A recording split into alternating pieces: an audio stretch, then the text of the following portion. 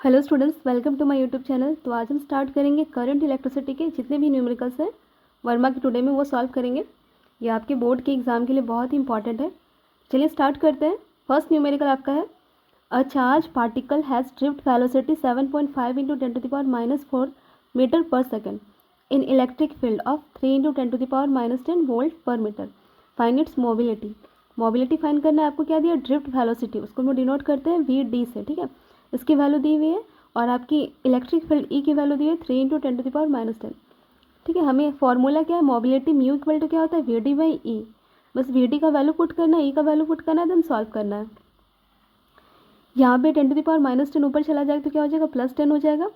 देखिए आप यहाँ पे यूनिट खुद से निकाल सकते हैं। अगर यूनिट आपको नहीं पता, आप खुद से यहाँ से निकाल सकते हैं। जैसे कि ये मीटर पर सेकंड ऊपर का यूनिट और नीचे वोल्ट पर मीटर। ये मीटर ऊपर चला जाएगा तो क्या होगा? प्लस चार्ज हो जाएगा, तो इसमें ऐड हो जाएगा तो मीटर स्क्वायर पर सेकंड। ये वोल्ट ऊपर चला जाएगा तो पर वोल्ट। ठीक है, यहाँ पे इससे कट जाएगा 2.5 और वैल्यू आपका 10 टू द पावर क्या हो जाएगा? घटेगा तो 10 टू द पावर 6। ये आंसर हो जाएगा। Next question number 2, a charge particle has drift velocity. ये सेम क्वेश्चन है। आपको ड्रिफ्ट वेलोसिटी की वैल्यू दी हुई, इलेक्ट्रिक फील्ड की वैल्यू दी हुई, म्यू मोबिलिटी फाइंड करना है। तो mu equal to V D by E, same formula use करेंगे। यहाँ पे 2.1 4.2 पॉइंट पॉइंट कैंसिल हो जाएगा यहाँ पे, एंड 21 टू सा क्या होगा? 42। तो answer 2 into 10 to the power, same atom ऊपर जाएगा प्लस हो जाएगा तो 10 to the power 6। Question number 3, 6.4 ampere current is flowing in a conductor, then the number of electrons flowing per second. ठीक है, तो यहाँ पे करंट हमारा आई कितना है? 6.4 एम्पियर। हमें पता है कि आई इक्वल टू क्या होता है? क्यू बाई टी होता है, एंड क्यू की वैल्यू क्या होती है? क्यू इक्वल टू एन ही होती है। ठीक है, तो यहाँ से हमें क्या फाइंड करना है? Number of electron N find करना है। तो हम एन को अकेला करेंगे, ये दोनों टर्म को इधर मल्टीप्लाई करेंगे, तो ये टी इससे मल्टीप्लाई होगा तो आई इंटू टी, और ये ई हमारा नीचे आ जाएगा। तो एन हम फाइंड करेंगे, आई की वैल्यू 6.4, टी हमारा क्या है? देखिए यहाँ पे क्वेश्चन में टी दिया हुआ है पर सेकंड। पर सेकंड मतलब सेकंड, हम 1 सेकंड की बात हो रही है तो 1 लेंगे, और ई की वैल्यू क्या होती है? Charge on electron 1.6 into 10 to the power -19। इसको सॉल्व करना है। ये -19 ऊपर चला जाएगा तो 10 टू द पावर 19 हो जाएगा। देखिए पॉइंट के बाद 1 डिजिट, पॉइंट के बाद 1 डिजिट, तो पॉइंट कैंसिल होगा, एंड 16 4 जा 64। तो आंसर हमारा 4 इंटू 10 टू द पावर 19। क्योंकि ये नंबर है तो यहाँ पे यूनिट कुछ भी नहीं होगा। 4 number question, 2 copper wires of length L and 2L have radii R and 2R respectively, then the ratio of their specific resistance। तो यहाँ पे ध्यान दीजिए, specific resistance depend on nature of the material only. तो specific resistance या उसी को क्या कहते हैं? रेजिस्टिविटी कहते हैं। तो वो डिपेंड करता है नेचर ऑफ मटेरियल पे। ठीक है, उसके लेंथ पे डिपेंड नहीं करता है। तो यहाँ पे क्या होगा? Here both wires are copper wire. Question पे दिया हुआ है दोनों ही वायर हमारे क्या है? कॉपर वायर है। तो यहाँ पे दोनों का मटेरियल क्या है? सेम है। तो हमारा रेशियो क्या हो जाएगा? ρ1 बाई ρ2। रेजिस्टिविटी की रेशियो क्या होगी? 1/1। तो हमारा रेशियो 1:1 आंसर होगा। Question number 5, a uniform wire of resistance R is cut into n equal parts.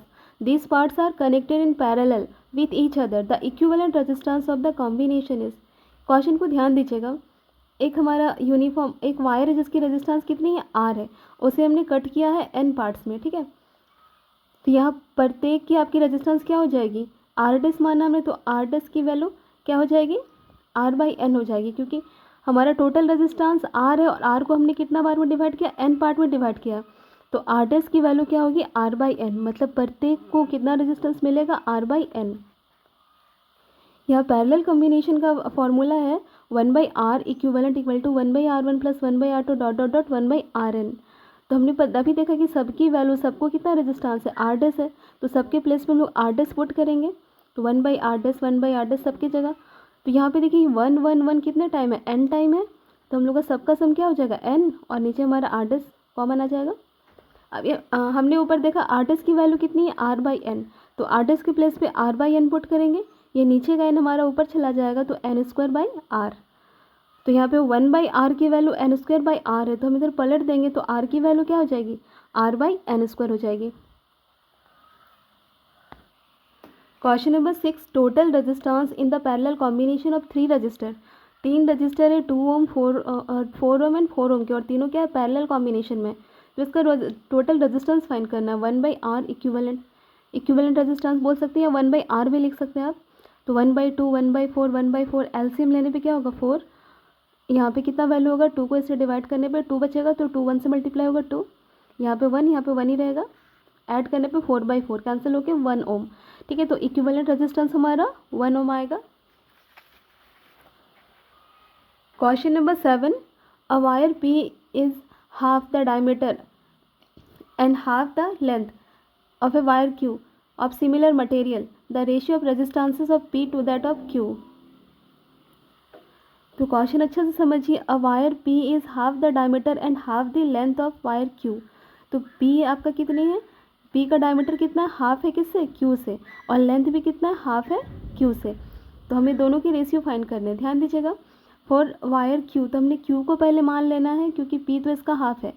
तो वायर Q के लिए हमने क्या माना, डायमीटर को D माना, तो इसका डायमीटर क्या हो जाएगा, D/2 हो जाएगा। तो हम लोग को रेडियस से मतलब है, तो रेडियस निकाल लेते हैं। रेडियस किसका, Q का, तो रेडियस क्या होता है, डायमीटर/2, तो D/2 हो जाएगा।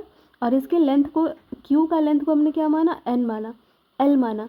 तो यहाँ पे आते हैं, ध्यान दीजिएगा, डायमीटर क्या होगा, D/2। अगर डायमीटर D/2 है तो रेडियस कितना हो जाएगा, P का D/4 हो जाएगा। और लेंथ हमारा कितना हो गया, इसका L है तो इसका L/2 हो जाएगा। यहाँ पे रेजिस्टेंस के रेशियो बोला है, ठीक है, यहाँ पे द रेशियो ऑफ रेजिस्टेंसेस, ठीक है, आर का, तो हमारा आर इक्वल टू फॉर्मूला क्या होता है, रो एल बाई ए होता है। ठीक है, R equal to rho L by A. तो यहाँ पे फॉर्मूला यूज़ करेंगे हम लोग, R P by R Q, resistance of P by resistance of Q.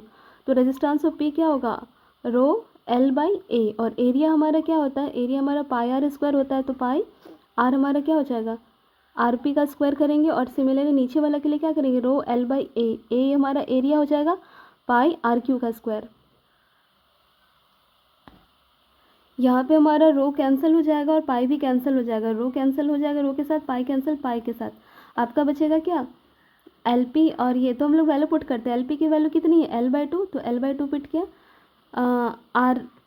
R P कितना है, आर पी हमारा D/4, तो D/4 पुट किया, स्क्वायर है तो स्क्वायर करेंगे। देखिए अगर डिवाइड को हम लोग इंटू करना चाहेंगे, तो अगर इसको हम लोग मल्टीपल का साइन करते हैं तो ये टर्म क्या होगा, चेंज हो जाएगा, ये नीचे और ये ऊपर। तो हमने वही किया है, RQ/LQ। तो LQ की वैल्यू कितनी है, L है, L पुट किया, और RQ की वैल्यू D/2, यहाँ से D/2 पुट किया। बस यहाँ से बस आपको पुट करना है और उसको सॉल्व कर देना है। तो इसको सॉल्व, देखिए बहुत सारा टर्म कैंसिल हो जाएगा। L/2 हमारा, ठीक है, L/2 लिखा, ये क्या है, D²/4 का स्क्वायर, D²/16 हो जाएगा, ये D²/4 हो जाएगा, और ये L हो जाएगा।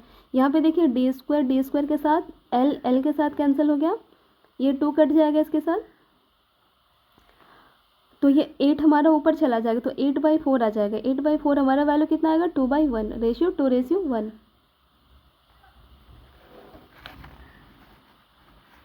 Question number 8, the balancing length of a potentiometer is at 120 centimetre on shunting the cell with a resistance of 4 ohm. The balancing point shift to a length of 60 centimetre, then find the internal resistance of the cell. तो यहाँ पे internal resistance formula हमारा होता है R equal to L1 minus L2/L2, ठीक है, into are. यहाँ पे L1 और L2 क्या है, L1 आपका क्या है, आपका बैलेंसिंग पॉइंट है, ठीक है, L1 आपका बैलेंसिंग पॉइंट है, और L2 शिफ्ट होने के बाद जो बैलेंसिंग पॉइंट होगा वो है। तो ये आपका फॉर्मूला, आपको वैल्यू पुट कर देना है, L1 की वैल्यू 120, L2 की वैल्यू 60, यहाँ पे 60 पुट करना है। यहाँ आपका R का वैल्यू 4 दिया हुआ है क्वेश्चन पे, 4 ओम। इसको हम लोग सॉल्व करेंगे, 60/60 कट जाएगा, आपका आंसर क्या हो जाएगा, 4 ओम। 9 number question, the flux linked with a coil at any instant t is given by phi equal to 10t square minus 50t plus 250. The induced EMF at t equal to 3 second. तो ध्यान दीजिएगा, हमने phi की value लिख लिया, तो हमारे पास induced EMF E की वैल्यू निकालना है, E इक्वल टू होती है माइनस d∅/dt, ठीक है, ये फॉर्मूला है। मतलब इसका हमें क्या करना है, डिफ्रेंशिएट करना है t के रेस्पेक्ट में। तो इसका डिफ्रेंशिएशन करेंगे तो हमारा वैल्यू क्या हो जाएगा, टी स्क्वायर का क्या हो जाता है, ये पावर आगे आ जाता है, और इसका जो पावर है वो 1 घट जाता है, तो ये आगे आ जाए तो 10 हो जाएगा, 10 × 2 20, और टी का पावर क्या हो जाएगा 1, तो ये 20t। ये इसका डिफ्रेंशिएशन करेंगे तो क्या होगा, ओनली -50 आएगा, क्योंकि टी हट जाएगा, dt/dt होने पे कैंसिल हो जाएगा, ओनली 50 बचेगा। और कांस्टेंट टर्म का डिफ्रेंशिएशन क्या होता है, 0 होता है, तो इसे नहीं लिखा हमने। तो आपका ई का वैल्यू ये आ जाएगा। अब आपको बस टी का वैल्यू पुट करना है, क्वेश्चन पे दिया हुआ है टी इक्वल टू 3 सेकेंड है, तो टी के प्लेस पे 3 पुट करेंगे और इसको सॉल्व करेंगे। देखिए माइनस साइन को भी ध्यान देना है, तो माइनस और 20 और 3 करेंगे, और माइनस माइनस ये क्या होगा, प्लस हो जाएगा। सॉल्व करने पे हमारा value -10 volt. Question number 10, a current of 2 ampere follows in a system of conductor as shown in figure. Figure पे दिया हुआ है potential difference VA minus VB will be.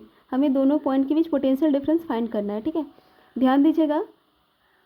अगर हम इस कॉम्बिनेशन देखिए, ये और ये आपस में सीरीज़ है, ये और ये आपस में क्या है, सीरीज़ कॉम्बिनेशन में है.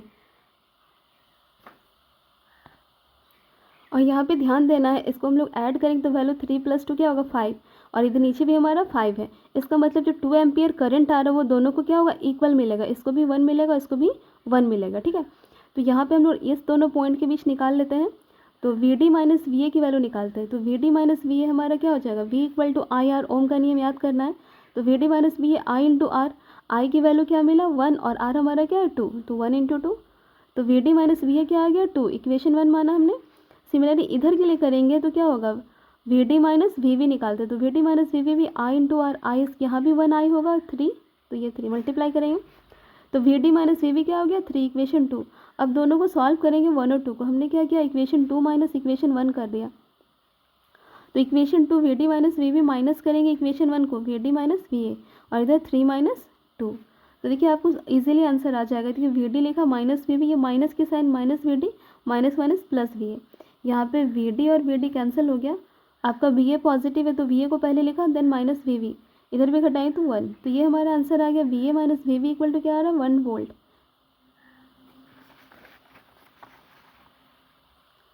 Figure shows the current in paths of electrical circuit then current I is equal to. देखिए बहुत ही आसान क्वेश्चन है, 1 मार्क्स क्वेश्चन में आ सकता है.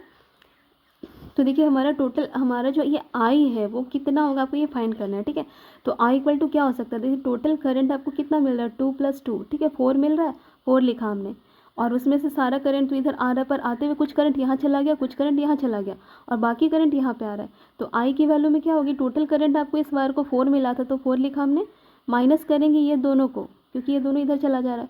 तो 1 + 1.3. ठीक है, ये हम लोग ऐड कर लेंगे, फिर इसको माइनस करेंगे. तो 2.3 माइनस करेंगे 4 से, हमारा वैल्यू 1.7 एम्पियर मिलेगा I को. ठीक है, तो I की वैल्यू इतनी हो जाएगी. Question number 12. A battery of EMF 10 volt and internal resistance 3 ohm is connected to a resistor. If the current in the circuit is 0.5 ampere, what is the resistance of the resistor. यहाँ पे देखिए जो भी आपको दिया है उसको अच्छे से लिख लेना है. EMF दिया हुआ है, EMF को आप एप्सिलॉन भी लिखते हैं और E भी लिख सकते हैं. ठीक है, ऐसे भी नोट कर सकते हैं, स्मॉल E भी लिखते हैं. तो हमने E लिखा, E इक्वल टू 10 वोल्ट दिया हुआ है. EMF आपका कुछ भी नहीं है, आपका जो वोल्ट है वही है. तो ध्यान दीजिएगा EMF की वैल्यू हमारा पोटेंशियल डिफरेंस जो होता है उसी को EMF कहते हैं. पर EMF में हमारा क्या होता है, इंटरनल और एक्सटर्नल दोनों को हम लोग ऐड करते हैं. ठीक है, तो EMF की वैल्यू कितनी है 10 वोल्ट दी हुई है. इंटरनल रेजिस्टेंस हमारा कितना है 3 ओम दिया हुआ है. करंट हमारा 0.5 एम्पियर. हमें निकालना है रेजिस्टेंस, मतलब एक्सटर्नल रेजिस्टेंस R फाइंड करना है. तो हमारा ये फॉर्मूला है E equal to I R + R. ठीक है, नॉर्मल हमारा ओम का नियम ही है, क्या होता है V इक्वल टू RI होता है. तो ये R दोनों को सम करना है. जब भी EMF वाली बात होती है तो इंटरनल और एक्सटर्नल दोनों रेजिस्टेंस को सम करते हैं. ठीक है, तो एप्सिलॉन भी लिख सकते हैं, E भी लिख सकते हैं. तो E इक्वल टू क्या होगा I R. ये ओम का नियम ही है. ठीक है, कुछ भी नहीं है. तो एप्सिलॉन की वैल्यू या फिर E की वैल्यू I × R + R. इसकी वैल्यू कितनी है 10 है. I की वैल्यू 0.5, R रहने देना और स्मॉल r की 3 है. सॉल्व करेंगे देखिए 0.5 इधर आके डिवाइड हो जाएगा. तो यहाँ से पॉइंट आपका हटेगा तो यहाँ 0 लग जाएगा, 100 हो जाएगा. तो 5 कटेगा किससे, 20 आ जाएगा आंसर यहाँ पे 20. और ये +3 इधर आके क्या होगा माइनस हो जाएगा. तो R की वैल्यू कितनी होगी 17 ओम. ये इंपॉर्टेंट क्वेश्चन अक्सर आता है ये क्वेश्चन. ठीक है, if 2 resistor are connected in series the equivalent resistance become 18 ohm. If same are connected in parallel the equivalent resistance is 4 ohm. Find the individual resistance. तो देखिए क्वेश्चन पे हमने R1 और R2 को 2 रेजिस्टेंस मान लिया है. क्वेश्चन पे अच्छे से दिया हुआ है अकॉर्डिंग टू क्वेश्चन. अगर सीरीज में कनेक्शन करें तो 18 ओम मिलता है. सीरीज मतलब R1 + R2. ठीक है, तो R1 + R2 18 ओम हो जाएगा. एंड पैरेलल कनेक्शन तो 4 ओम. तो 1/R1 1/R2 कितना होगा 1/4. इसको सॉल्व करते हैं, LCM करेंगे तो R1 + R2, ये R2 इधर मल्टीप्लाई होगा, R1 इधर मल्टीप्लाई होगा, तो हमें ये टर्म मिलेगा. तो हम लोग लिख सकते हैं R1 R2 1 से मल्टीप्लाई होगा तो R1 × R2 और ये 4 आपका इससे मल्टीप्लाई, तो 4 × R1 + R2. R1 + R2 की वैल्यू इक्वेशन में हमने कितनी 18 है, तो हमने यहाँ पे 18 पुट कर लिया. तो R1 × R2 की वैल्यू 72 आएगी. अब यहाँ पे ध्यान देना है, हम लोग इक्वेशन 1 का हेल्प ले सकते हैं। यहाँ पे R2 के प्लेस पे हम लोग क्या पुट किए, 18 माइनस R1। यहाँ से देखिए R2 के प्लेस पे ये R1 इधर चला जाएगा तो 18 माइनस R1 लिख सकते हैं। तो R2 के प्लेस पे 18 माइनस R1 पुट किया, इसको मल्टीप्लाई करेंगे तो 18 R1 इंटू R1 क्या होगा, R1 का स्क्वायर, और ये 72 आपका रहेगा। R1 का स्क्वायर, ये नेगेटिव है, इसको हम लोग राइट साइड ले आते हैं तो क्या हो जाएगा, प्लस हो जाएगा, और ये इधर आएगा तो क्या होगा, माइनस हो जाएगा, और ये तो आपका प्लस ही है, ठीक है, इक्वल टू 0 ऐसे अरेंज कर लेना है। अभी देखिए इसको आपको ऐसे तोड़ना है कि आपको क्या होगा, मल्टीप्लाई करने पे 72 आए और ऐड करने पे आपको इतना ही रहे, 18 ही रहे, ठीक है। तो 18 को हमने किस में तोड़ा, 6 इंटू 12 में। देखिए दोनों को ऐड करेंगे, -6 -12 तो -18 मिल जाएगा, और मल्टीप्लाई करेंगे तो +72 मिल जाएगा, ठीक है। अभी यहाँ से कॉमन लेंगे, R1 कॉमन आएगा तो क्या बचेगा, R1 यहाँ पे 2 R1 है, एक कॉमन आया तो एक बचेगा, यहाँ से 6 बचेगा, -6। यहाँ दोनों के पास से -12 कॉमन आएगा तो R1 - 6 बचेगा 0। यहाँ देखिए R1 - 6 दोनों के पास से हमने R1 - 6 कॉमन लिया तो यहाँ पे R1, यहाँ पे -12 ये बचा। यहाँ से R1 की वैल्यू क्या होगी, 6, और यहाँ पे 12। तो R1 की वैल्यू या तो 6 या तो 12 है, ठीक है। जब R1 की वैल्यू 6 होगी तो R2 की वैल्यू क्या होगी, 12 होगी, क्योंकि दोनों का सम 18 है इक्वेशन 1 से। और अगर R1 की वैल्यू 12 लेते हैं तो R2 की वैल्यू क्या होगी, 6। मतलब हमारा आंसर क्या होगा, 6 और 12, या फिर 12 और 6 कुछ भी दे सकते हैं। 14 number, an EMF of 230 volt with frequency 50 Hz is applied to a circuit containing a capacitor of capacitance 5 mu f is micro, ठीक है, 5 micro f is in series with a resistance of 1000 ohm. Find the rate at which energy is dissipated in the circuit. तो यहाँ ध्यान दीजिए, question थोड़ा सा tough है। तो V की वैल्यू क्या दी हुई है, देखिए अब EMF को हमने देखिए यहाँ पे V ही ले लिया, आप एप्सिलॉन भी ले सकते हैं, V भी ले सकते हैं। EMF कितना है, 230 वोल्ट, ठीक है, क्योंकि आपका पोटेंशियल डिफरेंस ही होता है। R आपका क्या हो गया, 1000 ओम दिया हुआ है। C की वैल्यू कैपेसिटेंस आपकी कितनी है, 5 माइक्रो फैरड, ठीक है। माइक्रो की वैल्यू क्या होती है, 10⁻⁻6, और फ्रीक्वेंसी हमारा दिया हुआ है 50 हर्ट्ज, ऊपर ही दिया हुआ है 50 हर्ट्ज लिखा हमने।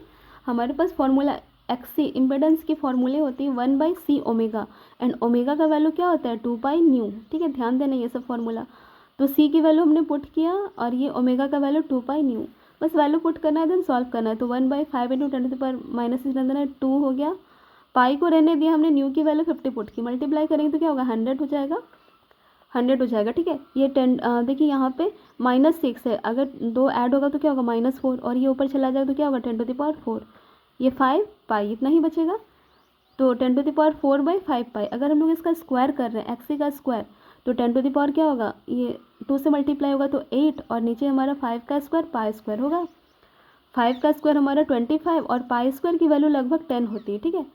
पाई स्क्वायर की वैल्यू लगभग 10 होती है, या बगल में दिखा सकते हैं, बगल में लिख लीजिएगा कि पाई स्क्वायर लगभग कितना, 10 के बराबर होता है। आपको सॉल्व करने बहुत ईजी होगा। तो पाई स्क्वायर के प्लेस पर 10 लिया हमने, तो हम इसको सॉल्व करते हैं। तो 10 हमारे ऊपर जाके घटेगा तो कितना बचेगा, 10⁻7 बचेगा, और 7 को हमने फिर से 100 इधर दे दिया, मतलब 2 0 दिए, तो 10 क्या होगा, 5, 25 4 जा 100 होगा, तो 4 इंटू 10⁻5 ओम, ठीक है। ये XC स्क्वायर की वैल्यू आ गया।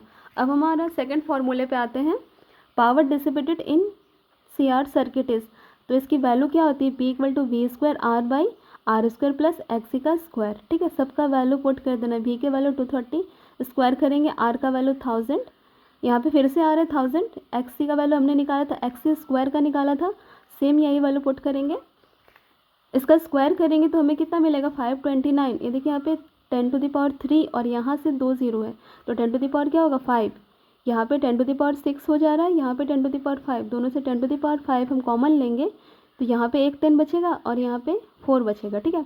ऐड करने पे 14, तो ये 10⁻5 और ये 5 कैंसिल हो गया, आपका 529/14। इसको डिवाइड कीजिएगा तो वैल्यू 37.78 आ रहा है लगभग, तो उसको हम लोग 37.8 लिख सकते हैं। ये लास्ट क्वेश्चन है आपका। An AC source of frequency 50 Hz is connected to a 50 millihertz inductor and a bulb.